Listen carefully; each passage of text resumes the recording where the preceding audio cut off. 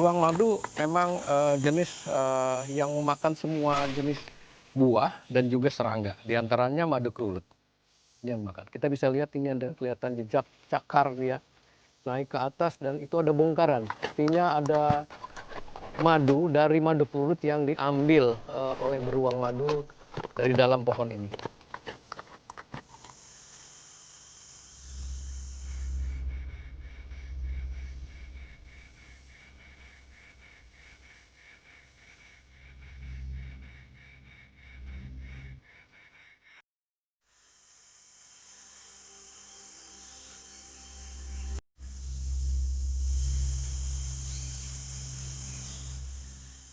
Anugerah yang patut disyukuri Provinsi Kalimantan Timur adalah potensi kekayaan alam berupa hutan yang indah dengan ekosistem yang sangat kompleks.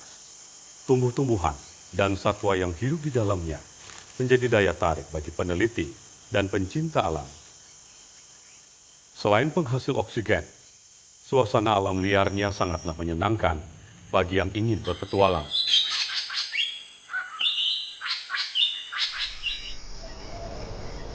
Inilah hamparan hutan Kalimantan Timur dengan aneka ragam flora dan faunanya.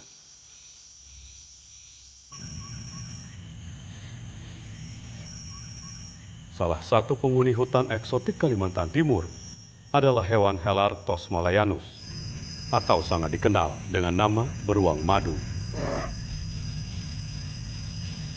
Satwa ini merupakan jenis terkecil dari 8 jenis beruang yang ada di dunia.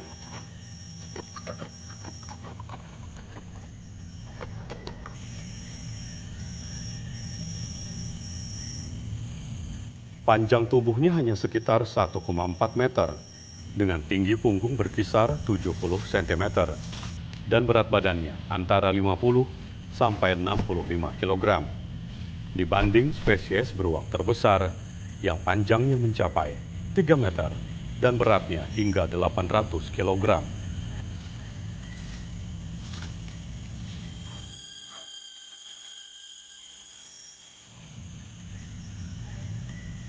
Setiap beruang madu memiliki tanda unik di dadanya, menyerupai huruf U atau huruf V berwarna kuning atau keemasan.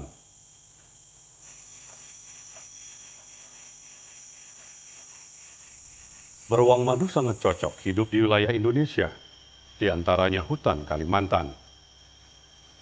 Di hutan Kalimantan, persediaan makanannya cukup berlimpah, seperti buah-buahan, serangga berupa semut, rayap, dan sangat menyukai madu, serta sesekali mengkonsumsi binatang kecil. Beruang madu dikategorikan sebagai hewan omnivora, yaitu hewan pemakan segalanya.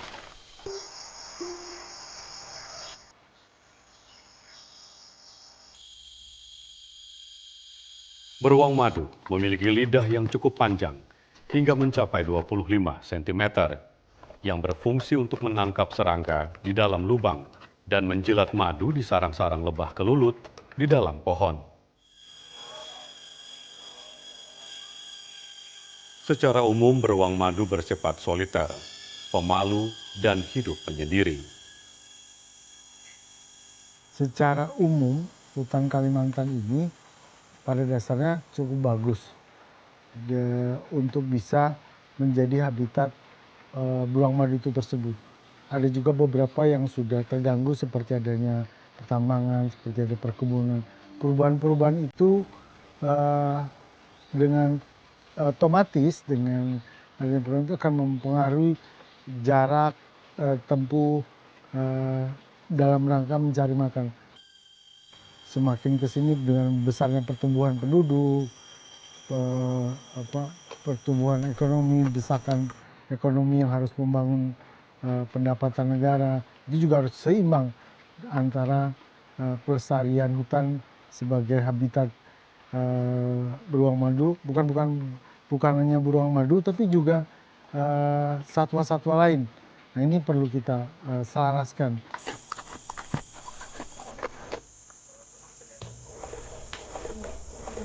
Saat ini beruang madu menjadi langka dan sangat sukar sekali ditemui.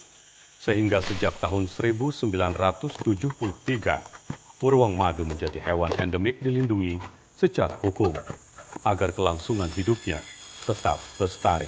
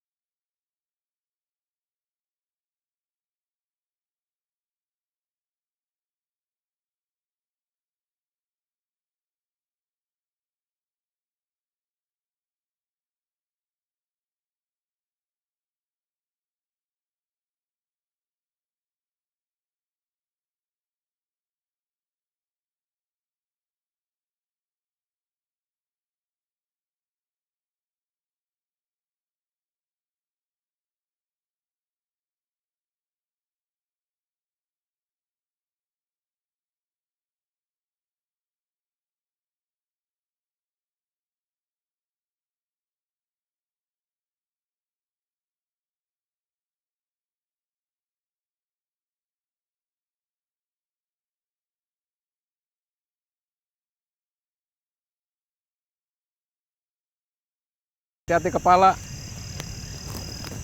Dan kita ke kamera trap kita yang untuk bulan ini kita coba cek. Ini sudah dekat lokasi ini. Pak Udin, Pak Iman, coba lihat dulu.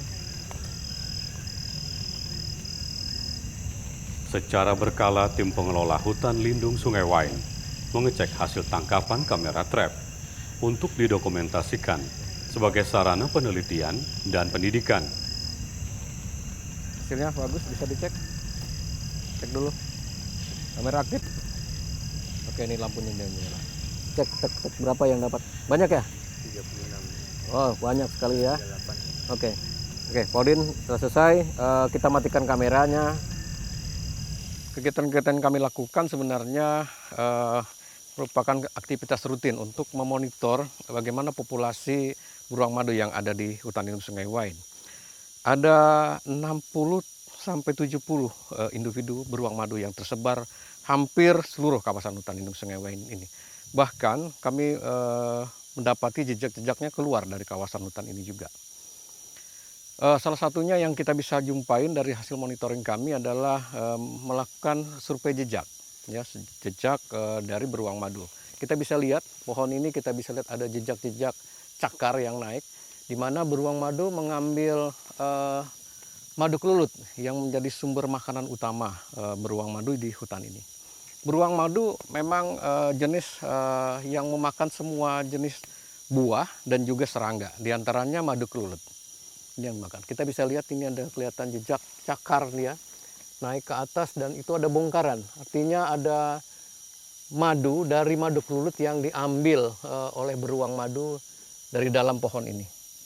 Nah, jadi beruang madu juga merupakan salah satu jenis hewan yang sangat bermanfaat untuk kawasan. Selain dia menyebarkan biji, juga mengurai jenis-jenis yang ada di hutan ini. 3, 2, 1.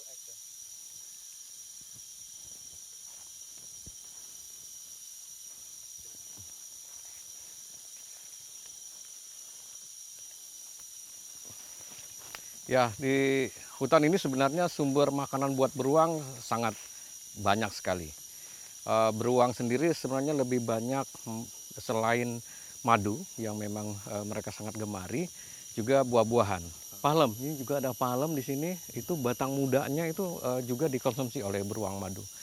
Selain buah, palem, dan madu kelulut, itu ada juga jenis serangga yang sangat digemari juga, seperti rayap. Nah, ini ada rayap, mungkin coba kita lihat sekitar tempat ini. Wah, itu ada salah satu sarang. Mungkin itu bekasnya ada kelihatan bongkaran dari beruang madu. Kita coba lihat itu.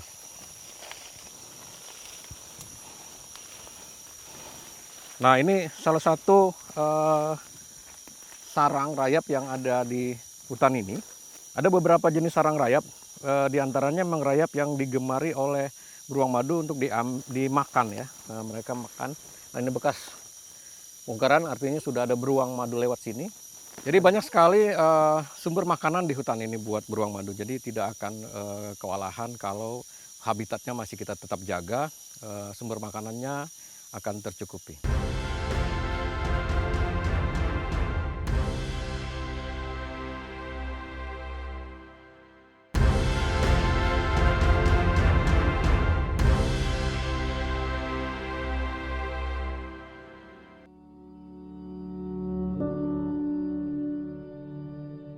Semakin derasnya arus urbanisasi yang membutuhkan ruang dan tempat, keberadaan hutan tempat tinggal beruang madu pun semakin terbatas.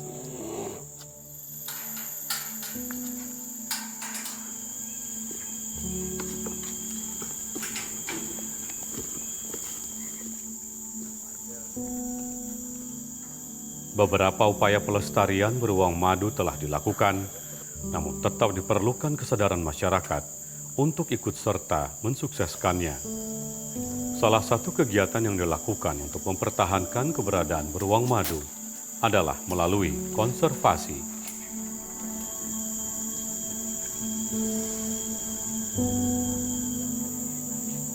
Salah satu tempat konservasi terbesar beruang madu di Provinsi Kalimantan Timur adalah Suaka Beruang Madu Samboja Lestari di bawah pengelolaan BOS Foundation.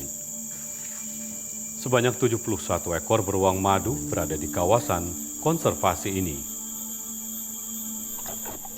Suaka Beruang Madu kami punya 50 hektar yang didedikasikan untuk enclosure beruang. Jadi kami punya enclosure seperti yang di depan yang punya pagar listrik itu ada 20 buah.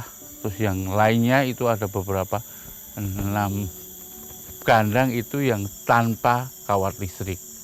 Tentunya tujuannya berbeda-beda, Mas. Rata-rata beruang madu tersebut merupakan hewan sitaan akibat eksploitasi dari peliharaan, perdagangan, atau pemanfaatan bagian-bagian tubuhnya seperti taring, kuku, dan dagingnya. Rata-rata beruang madu yang diterima mengalami trauma sehingga memerlukan proses rehabilitasi agar mereka mampu liar dan siap kembali ke habitatnya di alam bebas.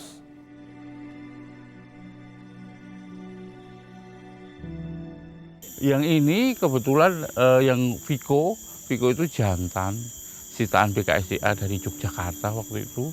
Udah lama dipelihara oleh manusia, jadi biasanya kalau masyarakat atau manusia ada suka yang lucu-lucu. Nah, beruang madu ini tumbuhnya cepat, Mas. Dalam waktu 6 bulan aja udah nggak lucu lagi anak beruang tadi. Jadi Viko sama Iis, kebetulan yang Iis itu udah tua, jadi udah beruang yang tinggal di sini lama dan tidak mungkin lagi untuk dapat dilepas liarkan. Jadi kalau kita nambahin beruang madu lagi ke dalam kumpulan ini, ya mereka akan kelahi. Kesusahan mereka adalah itu tantangan terbesarnya, karena di alam liar mereka sangat-sangat soliter hidupnya. Jadi jantan betina hanya ketemu pas musim kawin saja. Selebihnya mereka hidup sendiri-sendiri.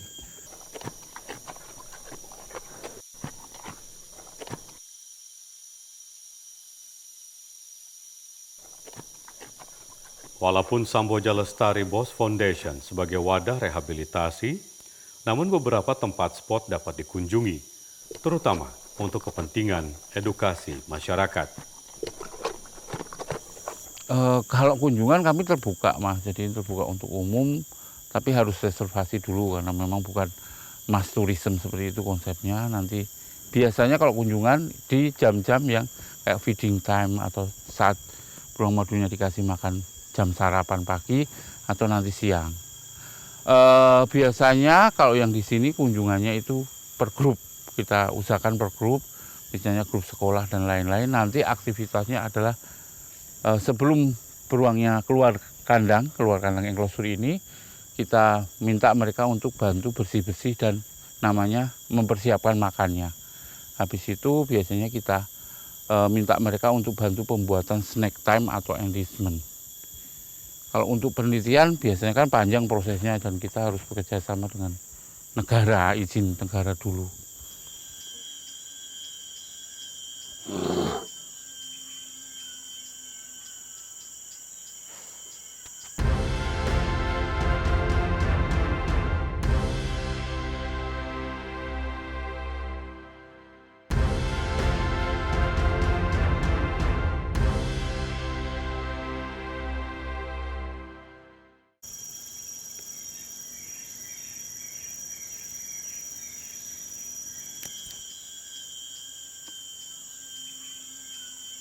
Selain Samboja Lestari Bos Foundation, pemerintah Kota Balikpapan juga melakukan konservasi beruang madu di kawasan wisata pendidikan lingkungan hidup yang letaknya di kilometer 23 Jalan Soekarno-Hatta, Karangjoang, Balikpapan Utara, Kalimantan Timur.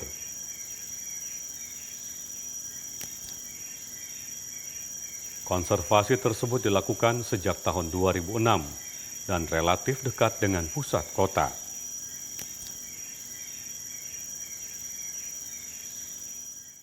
Pengawasan di sini jadi terkait dengan aktivitas KWPLH ini yang mengelola beruang madu itu secara koordinasi masih dengan BKSDA kita lakukan, dan kami sebagai pengawas di lapangan KPH ini melihat seperti apa proses pemeliharaan kesehatan terhadap beruang madunya tersebut. Interaksi antara manusia dan binatang itu diminimalisir sehingga proses untuk pemeliharaan itu jauh lebih cepat. Kawasan wisata pendidikan lingkungan hidup menampung sebanyak 6 ekor beruang madu. 4 diantaranya merupakan hewan yang diselamatkan masyarakat dari pemeliharaan ilegal.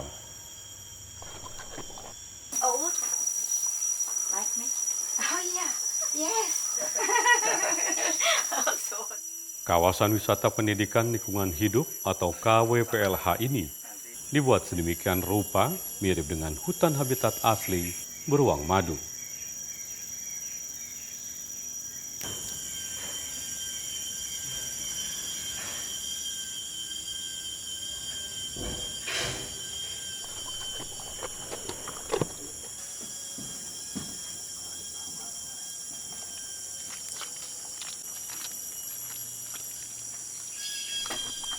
Untuk melihat tingkah laku beruang madu di tempat ini, pengunjung harus melalui jembatan kayu sejauh 500 meter.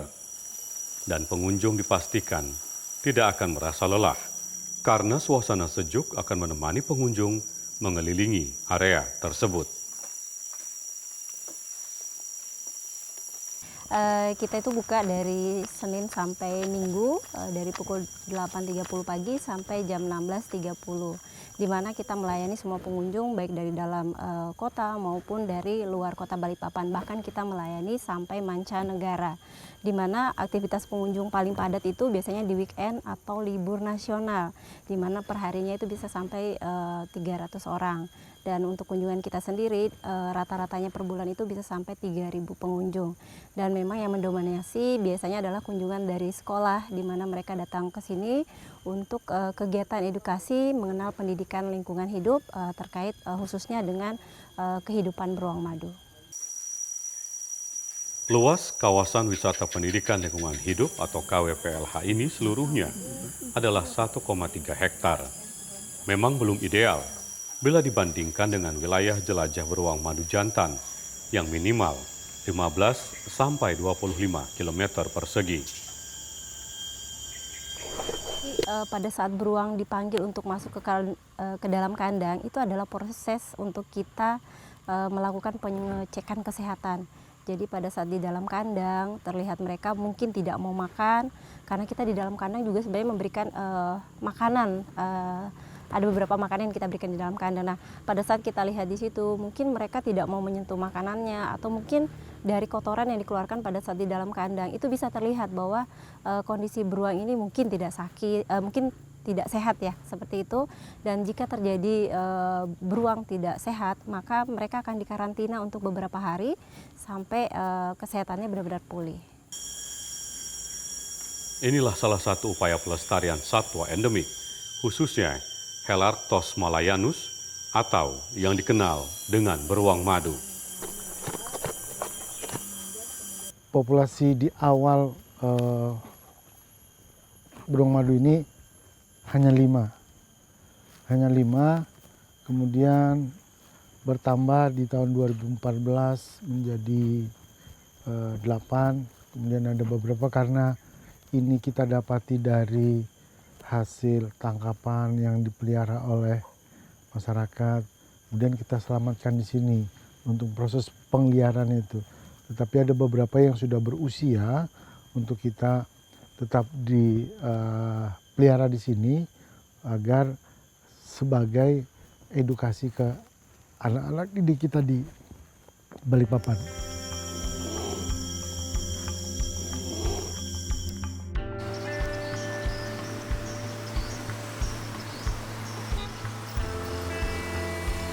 Keunikan beruang madu menjadi daya tarik masyarakat Kota Balikpapan. Pada tahun 2002, beruang madu pun dijadikan maskot resmi Kota Balikpapan sebagai upaya pelestarian dan perhatian terhadap satwa tersebut. Dijadikannya beruang madu sebagai maskot Kota Balikpapan bukan tanpa alasan. Namun beruang madu melambangkan jiwa pejuang yang tinggi dan merupakan penjaga yang baik di wilayah perhutanan Kota Balikpapan.